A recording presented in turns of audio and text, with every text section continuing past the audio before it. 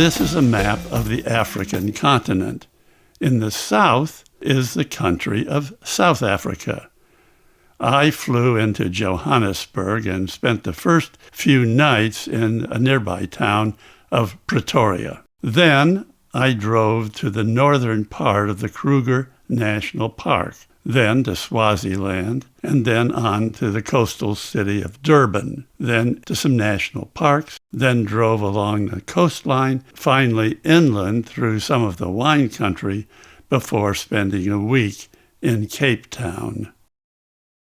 I arrived on South African Airlines. Now, the center of any South African city is the taxi stands or the jitney stands. The jitney is the primary means of transport, even for the poorer neighborhoods. One of the first things I did was take a tour of Soweto, one of the many black neighborhoods of Johannesburg. I wanted to visit South Africa after apartheid was over.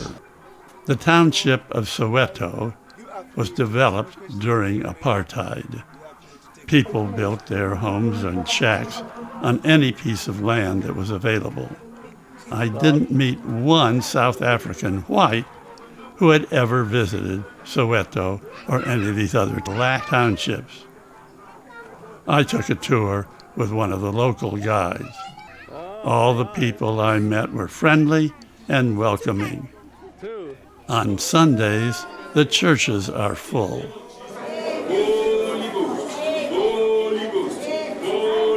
And children are the same the world over.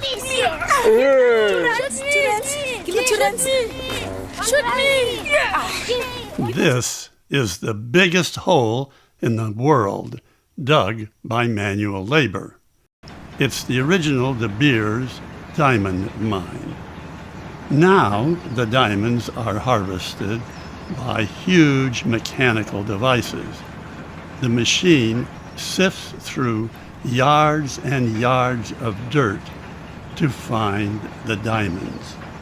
South Africa is known for its diamonds. South Africa has varied terrain, including mountain-like areas with some wonderful shapes. With mountainous terrain come waterfalls. South Africa gets enough rain to keep these waterfalls going almost all year round. Agriculture is a big part of South Africa's economy. For example, these are large plantations devoted to the production of tea leaves. Kruger National Park is special. It provides many luxurious campsites in which to stay, no matter what the weather turns out to be. And it has a variety of wild animals to view from your car. A special attraction are the elephants. To find wild animals to view, you drive along one of the well-maintained roads and keep your eyes out. It's easy to spot a giraffe. They tower over everything else. Zebras are always fun to see and to admire their black and white stripes. Baboons eat mostly on the ground and in family groups. At the end of the day, you do a bit more animal scouting as you head back to your campsite for the night. Early in the morning, before the sun is up, you wait in line in your car for the gates to open and allow you to drive out of the fence which protects the campsite. I've counted up to 30 cars in the line waiting to get out in the morning. Sometimes the best game viewing is first thing in the morning. I don't know how this fence would stop a determined lion from jumping over it, but it seemed to work, and I did feel safe. As I said, in Kruger National Park, you're obliged to stay on the roads. So you're limited to where you can drive. It's just kind of a matter of luck as to what animals you're going to see. This is an impala. Notice the nice horns on this male. I saw elephants several times and with a close encounter.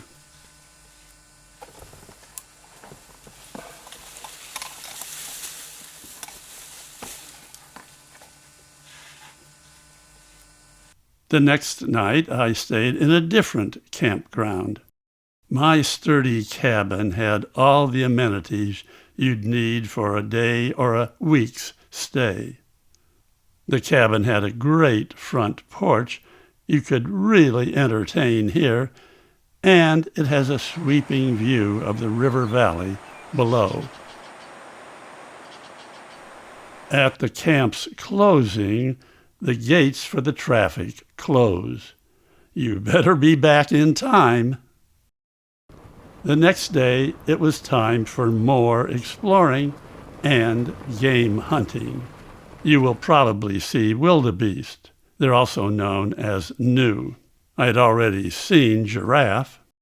Another great feature of Kruger National Park are its so-called picnic spots. This is a different picnic spot. It has nice shaded areas to relax out of the hot midday sun. This is a warthog. There are some interesting birds you'll see. And if you're lucky, you'll spot lions. This male and his female friends decided that they were going to walk along the road that I was taking. Water holes are a good place to view animals. Predators often hunt there. These are water buck. And this is an alligator. Then, at the end of the day, I always headed over to the campsite that I had made a reservation in for the night. In the evening, you have the option of eating at one of the dining rooms and having your food prepared and delivered to your table. The food was local, varied, and good. The next day, out for more hunting. Here's another hyena. Then, midday, a stop at a different picnic spot. This one had a large area for people to enjoy themselves. Then it was back on the road. And at the end of the day, back to my cabin at a different campsite. Next day, game hunting again. I was lucky. I came across a pack of African hunting dogs. They hunt in packs. They go out in the morning and in the late afternoon to hunt. Well, what about this? A hippopotamus. It's about noon, time for a stop at a picnic spot. This one had a nice view. Back on the road in the afternoon, I am searching for the sight of animals. I was lucky. A cheetah decided to walk along beside me on the side of the road. I idled along with him. Then the daylight started to wane, and it's time to return to still a different campsite for the night. This one is called Lower Sabi. There's no question about when the gates open and close. I got in before the deadline. This is the layout of the campsite. Then, in the morning, I head out to see what the day has in store for me.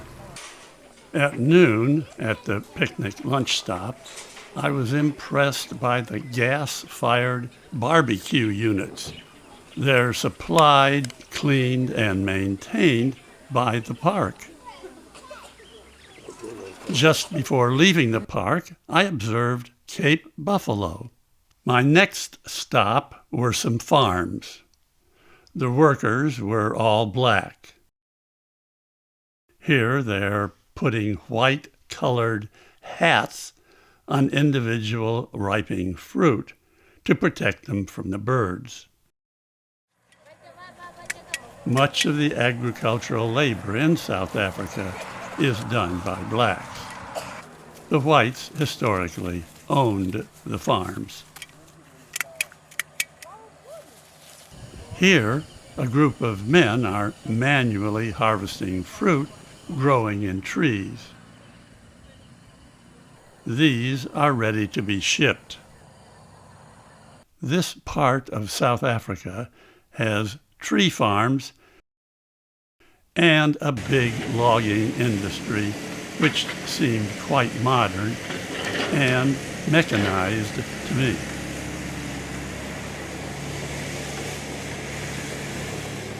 A short distance away was the sawmill and pulp factory.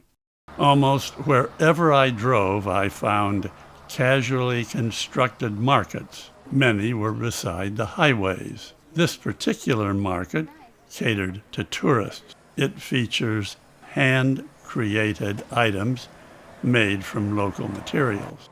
Giraffes were a popular offering. The salesman was young and very pleasant. There were a variety of other offerings. Each stall contained the product of that merchant's creations. Another local agricultural product was sugar. The sugar cane was taken to a nearby processing plant. This is a rural market that catered to the local population. It had a different mix of offerings, all local. They even had cattle for sale. This informal market is in a town, beside a commercial market.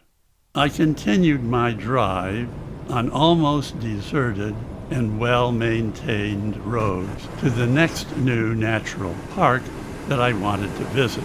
South Africa is blessed with a large number of national parks. Some I found interesting, some were not so interesting. Then I drove to a small game reserve. Some of these small reserves are private and some are public. This one was well suited for a day's outing. I liked the picnic spot best. It had a great view. That night, I stayed in one of its motel-like units. The next day, I went exploring and found still another game reserve. Here I was a bit luckier. I think this is a Nyala.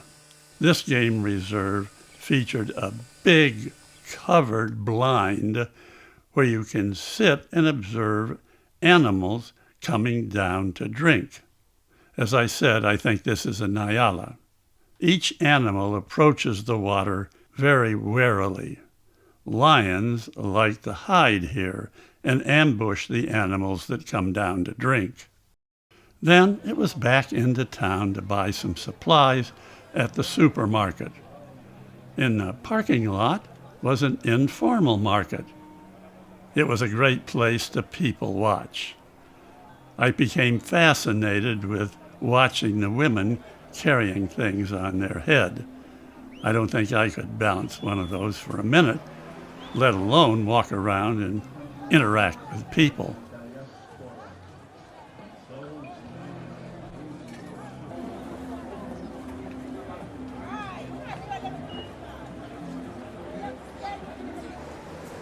Market areas are definitely a must place to visit if you're interested in seeing a variety of people and get some inkling of how they shop, dress, and interact. This load looks heavy. And this one looks like it's an accident waiting to happen. That lumber is unwieldy and heavy. Everything you can imagine was being sold here. Clothes, of course, And then there were table displays of just curry. I think I'd be afraid to try any one of them. Their names are scary. Many of the people wore bright colors. Of course, in the cities, there are the usual views: wide streets, traffic, jaywalkers, and, of course, jitneys. When all its seats are been filled with paying passengers, then the driver leaves. I finally arrived in the coastal big city of Durban. It's a totally modern city. It has a large contingent that originally came from the country of India. It features the same ocean sports that you'd find anywhere in the world that has nice waves. I spent very little time in Durban, then drove inland. I should mention that driving on some highways requires an alert eye. Pedestrians tend to walk on the highway. You have to be alert for the unexpected. Luckily, I wasn't driving very fast. Not all challenges are of the human nature. I finally got to my next destination, another national park. I wanted to show you this stop at Giant Castle to show you another unique cabin. Each new stop provided a pleasant surprise with its unique accommodations. Each stop was very different. This one was really private. The cottage was rustic on the inside, well accommodated, and it had a big window with a huge, magnificent view. And I considered the prices I had to pay for these places to be quite reasonable. An added bonus at this place was that they served breakfast for all the guests. Then everyone hit the trail. There were a number of different trails of different difficulty. Each of the trails offered an amazing experience. I picked a trail which took me up through springs and to a unique rock outcropping. Maybe this is what they call Giant's Castle.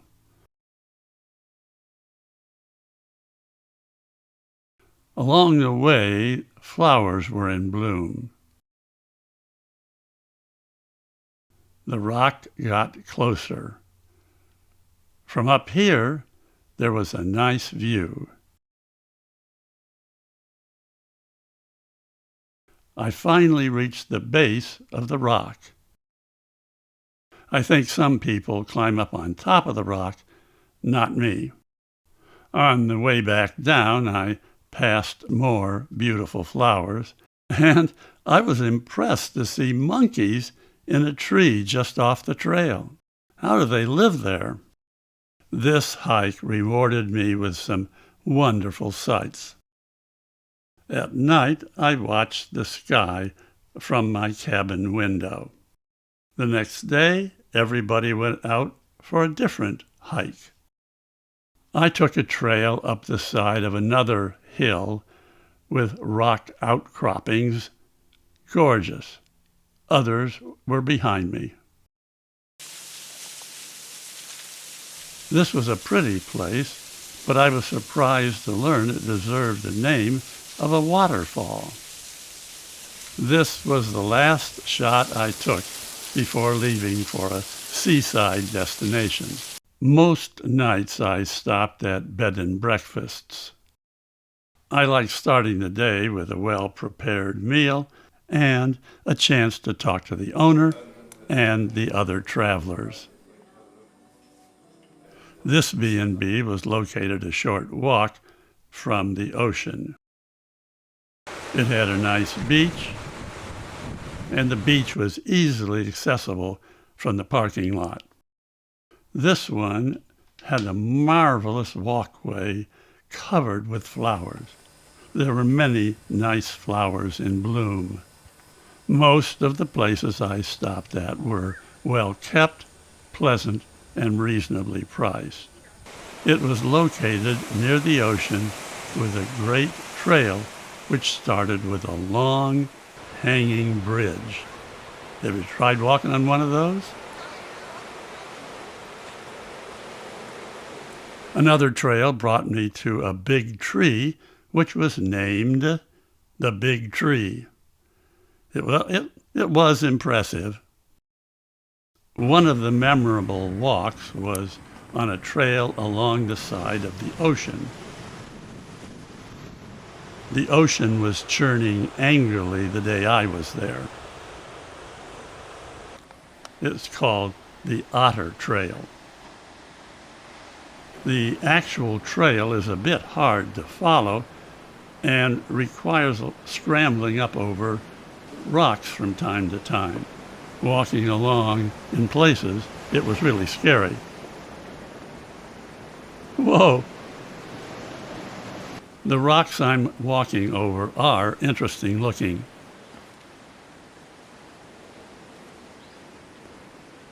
A cormorant observed me. Another bird I encountered was an ostrich at an ostrich farm. It was a tourist attraction. I've never been this close to an ostrich in my life, before or after. Its feet are really only 2 of its toes. One of the employees told us about the birds. These are ostrich eggs. It takes 2 hands to hold an ostrich egg securely. The egg's shell is very tough. This lady is standing on 2 eggs. The highlight of the visit was to be a chance to ride an ostrich. First, the lady showed us the toes and the ankle is up here. We were instructed on how to be ostrich cowboys. The back of the bird is mostly feathers. This is our first rider.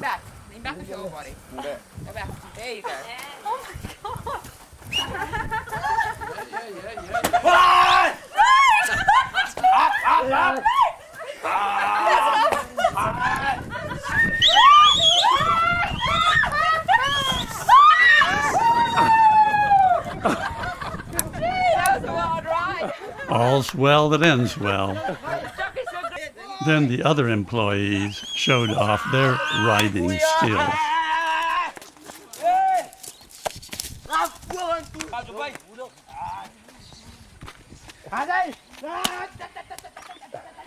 Cape Town, in the southwest corner of South Africa, was my final destination. It has a world-class botanical garden. The garden's well-tended grounds blend into the natural species growing up the hill behind the garden. There are 3 or 4 circular walks or tracks that you can take through different climate zones. This garden has a magnificent collection of botanical species from South Africa and around the world. About 9,000 of South Africa's 22,000 plant species are grown here in this multi-acre garden. There are all kinds of colors and shapes. Almost all of them are identified with easy-to-read signs. Cape Town has a great harbor with everything from fishing vessels to yachts. It also has a very big commercial port. The harborside residences have a great view of both the harbor and of Table Mountain beyond. There are nice beaches a short distance north of Cape Town. These are popular weekend destinations. At the extreme southern tip of South Africa is the Cape of Good Hope. It's a high peninsula that is a finger pointing out into the ocean. There is a cable car or tram that can take you right up to the top of this peninsula.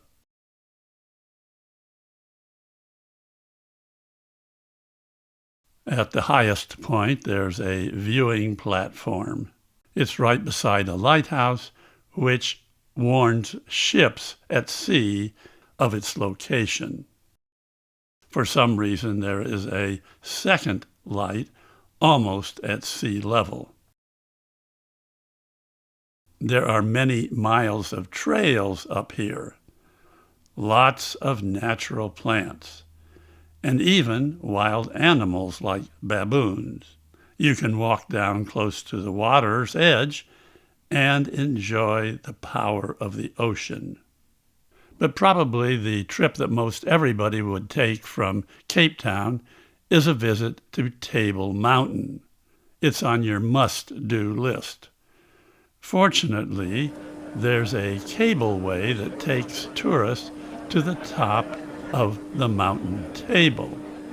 The cable car has carried an estimated 20 million people since it opened. This trip is popular. It carries you up 3,000 feet to the tabletop, where there's an excellent view. The weather can change quickly, so be sure and bring warm gear and something to keep you from getting wet.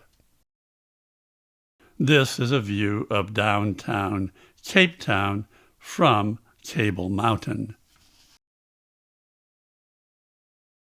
And on your way down, try to get to the front of the gondola.